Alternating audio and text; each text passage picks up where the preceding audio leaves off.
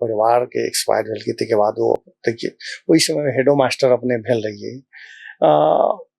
लोग के तो दबाव छले हाथ में जे पुनः विवाह कर लिया फिर ओहि समय में तो होबो करी जी उम्र हाँ सब कर कुटुम सब फला चिना सब कल के जे अब अखन उमेरो है वहाँ के शादी कर लेल जा लेकिन हम देखले हम बच्चा सब सियान भ गेल है आ हम करीब शिक्षक यूनियन के अध्यक्ष रही हेड मास्टरो से रही तो इस सारा बोझ भेला से हमर दोसर तरफ हमर सारा ध्यान फोकस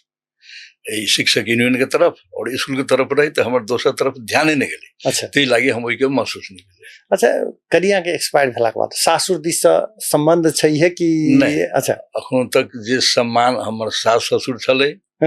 अखन तो हमर साला सब वही सम्मान दे रहल छथ या हमर जते भी रिलेटिव कुटुम छथ हम सबसे सीनियर कहनो में छी तो वही दृष्टि से हमर कहीं कतई पहिने सब कोनो फर्क नहीं भेले वही इज्जत वही प्रतिष्ठा वही सम्मान सब दे रहल सब सम्मान द रहल छै